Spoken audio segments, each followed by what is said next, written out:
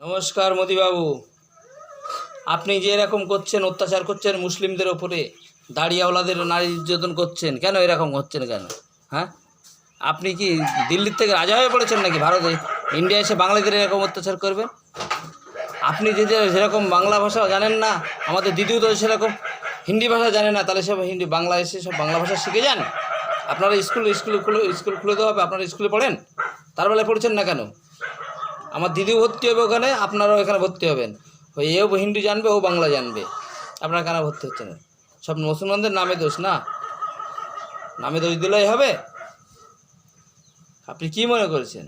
হ্যাঁ, এখানে মসজিদ ভাঙছেন, ওখানে মসজিদ ভাঙছেন, দাড়িয়াওয়ালাদের অত্যাচার করছেন কেন? গরু খালে আবার কীর্তন করছেন, গরু খেলে অপরাধ না?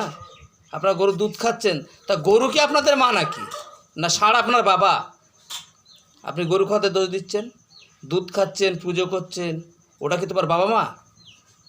তাহলে তোমরা তো মানুষের জন্ম নয়, তোমরা তো গরুর জন্ম। ওদেরকে সঠিক পথে নিয়ে আসতে গেলে মারির দরকার।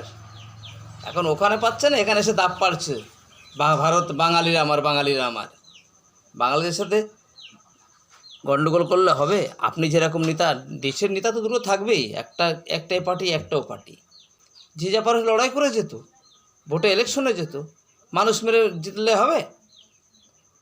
কী সব নেতা হয়েছে না?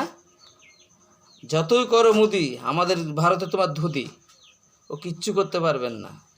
ওই কিছু মানে এ কুমির ও কুমিরে টাকা খাইয়ে মোটা করে মস্তি করে দিদি পুঙায় লাগছে, একটা মেয়ে ছেলে কাঁপিয়ে দিচ্ছে। তাহলে আপনারা তিনজন কি করছেন? আমার একটা মেয়ে ছেলের ধারে আসতে পারছেন না, দিদির ধারে আসতে পারছেন না। দিদি আমাদের গর্ব, বাংলার গর্ব, মা মাটির গর্ব। নমস্কার। আমাদের চ্যানেলটা যদি ভালো লেগে থাকে লাইক করে দেবেন, সাবস্ক্রাইব করে দেবেন। নমস্কার, আজকের জন্য এইটুকুই।